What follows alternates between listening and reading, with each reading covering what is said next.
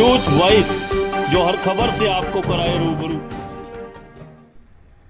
14 जनवरी को मकर संक्रांति पर निकाली जा रही बेरोजगारों की बारात का न्योता देने रेवाड़ी पहुंचे नवीन जयहिंद ने आज न केवल सत्ता पक्ष बल्कि विपक्ष पर भी जमकर निशाना साधा और कहा कि लगता है मुख्यमंत्री मनोहर लाल बेरोजगारों की बारात से डरे हुए हैं। कुछ दिन पहले मुख्यमंत्री जी ने 50,000 भर्तियां करवाने की बात कही थी, लेकिन हमारा सवाल है कि बाकी जो लाखों युवा बेरोजगार हैं उनके भविष्य का क्या होगा। यहां आयोजित पत्रकार वार्ता में जयहिंद ने कहा कि सरकार गुजरात मॉडल की तर्ज पर हरियाणा में कौशल रोजगार निगम लागू करके सारी नौकरियां प्राइवेट ठेके पर देना चाहती है। यहां तक कि सरकारी दफ्तरों में भी अब ठेकों पर भर्तियां की जाने लगी हैं, जो कि हरियाणा के युवाओं के साथ सरासर नाइंसाफी है, लेकिन इसे किसी सूरत में बर्दाश्त नहीं किया जाएगा।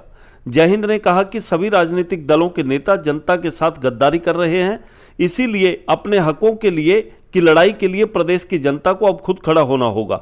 एसवाईएल मुद्दे को लेकर उन्होंने सरकार को कटघरे में खड़ा किया और कहा कि एसवाईएल का सबसे बड़ा लाभ दक्षिण हरियाणा की जनता को मिलेगा, लेकिन इस मुद्दे पर दक्षिण हरियाणा का कोई भी नेता मुंह खोलने को तैयार नहीं है। उन्होंने कहा कि एसवाईएल के लिए दक्षिण हरियाणा की जनता को इन नेताओं से आज़ाद होकर अपनी लड़ाई खुद लड़नी होगी, तभी कहीं जाकर यह मुद्दा हल हो सकता है। खेल मंत्री संदीप सिंह मामले पर मुख्यमंत्री से उन्होंने सवाल किया कि आखिर किस लिए खेल मंत्री को बचाया जा रहा है। अगर महिला खिलाड़ी मुख्यमंत्री की रिश्तेदार होती और जो धाराएं खेल मंत्री पर लगी हैं किसी आम आदमी पर लगती या मुझ पर लगती तो उसे अब तक जेल में डाल दिया जाता। फिर खट्टर साहब खेल मंत्री को बचाकर क्या छिपाना चाहते हैं। जयहिंद ने कहा कि महिला खिलाड़ी और खेल मंत्री दोनों का नार्को टेस्ट होना चाहिए या फिर हाईकोर्ट के सिटिंग जज से पूरे मामले की जांच करवाई जाए, ताकि दूध का दूध और पानी का पानी हो सके। वहीं जयहिंद ने हरियाणा के विपक्ष को घेरते हुए कहा कि हरियाणा का विपक्ष गूंगा और बहरा बना हुआ है, जो प्रदेश की समस्याओं को उठाने को तैयार नहीं है, लेकिन हम चुप नहीं बैठने वाले हैं। इसे लगातार जनता की आवाज को उठाते रहेंगे। इस मौके पर उनके साथ राजेश शर्मा बिठवाना, सोनू मलिक, नरेश यादव एडवोकेट, राकेश सैनी, मनोहर प्रजापति आदि अनेक समर्थक उनके साथ मौजूद रहे। रेवाड़ी से न्यूज वॉइस के लिए संजय कौशिक के साथ अजय सागर अत्री की रिपोर्ट। सभी रेवाड़ी के पत्रकार साथियों का बहुत बहुत धन्यवाद, आप इतनी सर्दी में आए। साथियों, आज का जो मुख्य मुद्दा है, आज रेवाड़ी के लोगों को, खासकर नौजवानों को, बेरोजगारों को न्योता देने के लिए आया हूं बारात का। 14 जनवरी मकर संक्रांति के दिन शनिवार को 12 बजे मानसरोवर पार्क में इकट्ठा होंगे और उसके बाद बीजेपी के राज्य मुख्यालय पर यह बारात जाएगी। यह जो बेरोजगारों की बारात है, आपको ध्यान होगा कि करीब 8 साल पहले जो आज के अध्यक्ष भी हैं धनखड़ साहब बीजेपी के, उन्होंने कहा था कि बीजेपी की सरकार बनवा दो, सबकी शादियां करवा देंगे जितने भी कुंवारे हैं और सबको नौकरी दे देंगे। तो ना तो नौकरियां दी जा रही हैं और नौकरियां नहीं दी जा रही हैं तो शादियां भी नहीं हो रही हैं। तो इसके लिए हम ये बारात निकाल रहे हैं। हरियाणा के अंदर 5 लाख वैकेंसी खाली हैं, अभी भी 20 लाख बच्चे बेरोजगार हैं, लेकिन बेशर्मी की हद तो यह है कि मुख्यमंत्री साहब मान ही नहीं रहे इस बात को। अभी भी ये कह रहे हैं कि 6 लाख हैं। अगर मुख्यमंत्री जी की भी बात मान ले 6 लाख है तो 6 लाख को दे दो जॉब। तो फिर ये जो सीईटी में 11 लाख बच्चे हैं, ये कौन है फॉर्म भरने वाले? ये तो मेरे ख्याल में वैसे ही फ्री में सरकार को पैसे दे रहे हैं फिर फॉर्म भर के। तो ये बारात है और ये बारात का प्रोग्राम है। इसमें बाती है गूंगा विपक्ष, जो बाती हैं वो भूमिका निभाएंगे गूंगा विपक्ष। लंच है इसमें, सरकार के झूठे आश्वासन, बारात चढ़ाई 12 बजे, फेरे जो है वो सीएम साहब की मर्जी है किस टाइम दिलवाएंगे। दुल्हन इसमें जो है वो सरकारी नौकरी और जनता की जो समस्याएं हैं उनका समाधान, ये दुल्हन है। और इसके बाद फिर इसमें जैसे बच्चा कह रहा है कि हमारे बेरोजगार चाचू की शादी में सरकार को जलील करने के लिए जलूल जलूल आना, और इसमें दहेज नहीं लेंगे, ये मानतान है सारी। इसमें दहेज का कहीं कोई जिक्र नहीं है और ना इसमें दहेज लेंगे। इसमें है सीईटी, क्वालिफाई नेचर के लिए मांग रहे हैं लोग, बार बार सड़कों कर रहे हैं स्टूडेंट। सीईटी क्वालिफाई सरकार मना कर रही है, एचटेट आजीवन की मांग रहे हैं लेकिन सरकार मना कर रही है। पहले इन्होंने कहा था कि करेंगे लेकिन नहीं कर रहे हैं। भर्ती कैलेंडर की बात है क्योंकि 3-3 साल 5-5 6-6 साल तक भर्तियां अटकी पड़ी हैं, भर्ती नहीं करते ये लोग। के लिए अलग अलग से भी प्रोग्राम किए जाएंगे सरकार के खिलाफ। अभी जब मैं जेल में गया था, सरकार ने, आप लोगों को पता है कि मेरे ऊपर इतनी धाराएं लगा दी, पिछले 4 केस भी खोल दिए। और बड़ी इंटरेस्टिंग बात यह है कि मेरी जितनी भी मामले थे उनमें सिर्फ 2 साल तक की सजा का मामला था, तो मेरे को जेल में डाल दिया, कोई बात नहीं। पुराने मुकदमे खोल दिए, कोई बात नहीं।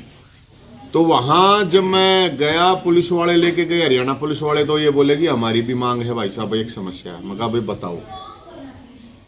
तो उसमें हरियाणा पुलिस की जो पंजाब के समान वेतन की बात थी, जेल में गए तो जेल कर्मियों की भी ये मांग थी। फिर कैदियों के पास गए तो कैदियों की, मैं आपको बताऊं, 70% लोग वहां पे निर्दोष ही पड़े हैं। और उनकी छोटी ही मांग थी कि कोरोना काल में उनकी सजा नहीं जोड़ी गई, बाहर निकाल दिए गए, दूसरे स्टेटों ने जोड़ दी। सर्दी में गर्म पानी तो सामान्य ही बात है, हम ये सरकार को कह रहे हैं कि गर्म पानी तो दे ही सकती है सरकार, कोई ज्यादा कोई बड़ी बात नहीं है। तो साथियों, ये सारी चीजें थी। अब मैं एक चीज बताता हूं आपको, हरियाणा के अंदर कई हजार लोग ऐसे हैं कि जिनको, जो एक सामान्य रूप से कोई इतना बड़ा कह रहे हैं मुख्यमंत्री साहब, आपकी जानकारी के लिए कि जो खेल मंत्री है, जिनके ऊपर जो आरोप लगे हैं, एक लड़की ने आरोप लगाए हैं और उनके ऊपर बड़ी संगीन धाराएं हैं, वो जो आरोप लगे हैं, 7 साल तक की सजा है। मुख्यमंत्री साहब बड़ी बेशर्मी से उनको डिफेंड कर रहे हैं और कह रहे हैं कि आरोप लगाने से कोई दोषी नहीं होता। हम मुख्यमंत्री की ये बात मान लेते हैं। तो मैं मुख्यमंत्री साहब से ये पूछना चाहता हूं, ये जेलों में 80% लोग तो आरोपित ही हैं, सजा तो सबको हुई नहीं है। तो जब सबको सजा नहीं हुई तो उनको जेलों से निकालो, छोड़ो। भाई ये देश में एक कानून है, या अलग लोगों के लिए अलग अलग है। अगर यही आरोप मुख्यमंत्री कोई रिश्तेदार होती लड़की और नवीन जयहिंद पे लगा देती, तो क्या नवीन जयहिंद जेल में सरकार डालती, या मुख्यमंत्री तब भी यही कहते? या किसी भी आम इंसान के ऊपर ये धाराएं लग के कितने लोग हैं जो जेलों के अंदर गए हुए आरोपों के आधार पर? क्योंकि मुख्यमंत्री साहब को अगर नहीं पता हो तो सबसे पहले तो आरोप ही लगाते, सजा थोड़ी होती है तुरंत। तो मैं तो मुख्यमंत्री साहब के, क्योंकि 2-3 बार उन्होंने डिफेंड कर लिया, इससे बेशर्मी की कोई बात नहीं हो सकती। मोटी, इतनी मोटी मोटी फाइलर जो इन्होंने खा रखा है माड़े, जो पैसा कमा रखा है 2 नंबर से, उससे और क्या है? नहीं तो जब हम बोल सकते हैं, हम लड़ाई लड़ सकते हैं, हम तो कुछ भी नहीं है, तो ये क्यों नहीं लड़ सकते भाई? कृष्ण भगवान ने कह रखी है भाई, युद्ध का मैदान और जनता की जब बात है तो फिर कायर पीछे हटा रहे, योद्धाओं को तो लड़ना पड़ता है। अब ये तो मैं क्या बताऊं विपक्ष को। तो विपक्ष दबी हुई है, सत्ता पक्ष के नेता दबे हुए हैं, तो फिर जनता वैसे नहीं कर रही, तो फिर लड़ाई लड़ेगा कौन? देखो, लड़ाई तो लड़नी पड़ेगी जनता को, खुद अपने हक के लिए खुद खड़ा होना पड़ेगा। नेताओं या पार्टियों के भरोसे अगर रहोगे तो कोई समाधान नहीं होना है। जनता को खुद ही खड़ा होना पड़ेगा, खुद ही अपनी आवाज उठानी पड़ेगी, तब जाकर बात बनाई। जैसे अब बेरोजगारों का इशू है, जैसे किसानों का था, किसानों ने अपनी आवाज खुद उठाई थी, किसी पार्टी की तो हिम्मत थी नहीं कानून वापस करवा देते, किसानों ने अपने दम पे करवाई थी। मेरे को ऐसा लगता है अगर बेरोजगार अगर खड़े हो गए तो ये जो अब सीएम साहब कह रहे हैं ना 50,000 वैकेंसी की, ये लाख भी करेंगे और ये 2 लाख भी करेंगे, ये सारी चीजें पक्की करेंगे, लेकिन लोगों को खड़ा होना पड़ेगा। अपने अंदर से जो एक ये डराते हैं वो डर को निकालना। क्या गया फिर, या गरीबों के ऊपर ही इंप्लीमेंट होंगे सारे के सारे कानून? ये बात खासकर मैं जो दक्षिण हरियाणा के नेता हैं, किसी भी पार्टी के हो, एमपी हो, एमएलए हो, ये बोलते हैं कभी इस बात पे? किस लिए डर रहे हैं, किससे डर रहे हैं?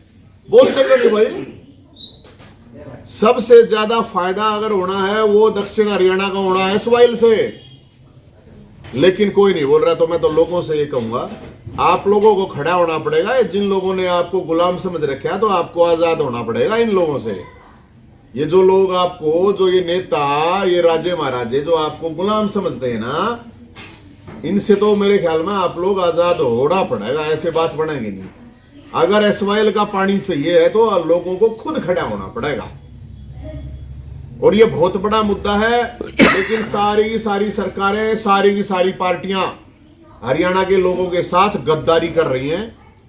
वो इसको सिर्फ राजनीतिक यूज के लिए कर रहे हैं, क्योंकि ये अब सुप्रीम कोर्ट डिसीजन दे चुका है तो हम तो इसकी लड़ेंगे। लेकिन ये जितनी भी पार्टियां हैं, मुझे समझ नहीं आ रहा कि ये क्यों नहीं इसके ऊपर स्टैंड ले रही, मजबूत स्टैंड। तो साथियों, ये इशू थे। और ये जो बारात निकलेगी, ये इतनी बड़ी बारात निकलेगी। सरकार ने अभी, मुख्यमंत्री साहब ने परसों कहा है कि 50,000 वैकेंसी निकालेंगे। 3 साल में तो 10,000 भी भर्ती नहीं करी। अब कह रहे 6 महीने में 50,000 भर्ती करेंगे। तो ये भर्ती, ये नौकरी है, दुल्हन है, तो 50,000 तो बात नहीं बनेगी। 5 लाख है जो है, क्योंकि ये जो इनका शोषण निगम है, कौशल निगम के नाम पे जो मैं बता रहा हूँ, ये गुजरात मॉडल है। और इस गुजरात मॉडल को हरियाणा में लाके ये शोषण कर रहे हैं नौजवानों का, और कुछ नहीं। जब चाहेंगे लगा देंगे, जब चाहेंगे हटा देंगे। तो मैं तो यही कहूंगा कि भाई लोगों को उठना पड़ेगा। इस बारात में पूरा बढ़ चढ़ कर भाग ले। रेवाड़ी के लोगों को मैं तो न्योता देने के लिए आया हूँ, जो भी साथी हैं। और ये नंबर है, इस पर हमारा अभी 4500 रजिस्ट्रेशन हो चुके हैं। 70 27 822 822 इस नंबर पर कॉल करके रजिस्टर हो जाएंगे। और कोई आप लोगों का कोई सवाल है तो आप जरूर बताइए।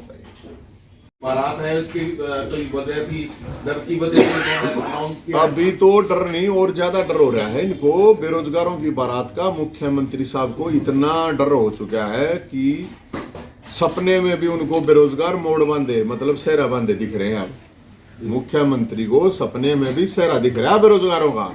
डर हो चुका है इतना। पिछले 3 दिन से रोज कह रहे हैं कि सब्र रखो, बहकाइयों में मत आओ। तो हम बहका नहीं रहे बेरोजगारों को, हम तो जगा रहे हैं बेरोजगारों को, और सरकार को भी जगा रहे हैं। भाई जाग जाओ। बेरोजगारी के नाम पर राजनीति करने की क्या जरूरत है कि अब तुम चुनाव आएगा फिर वो करेंगे। अरे 3 साल में भर्ती नहीं कर पाए हैं।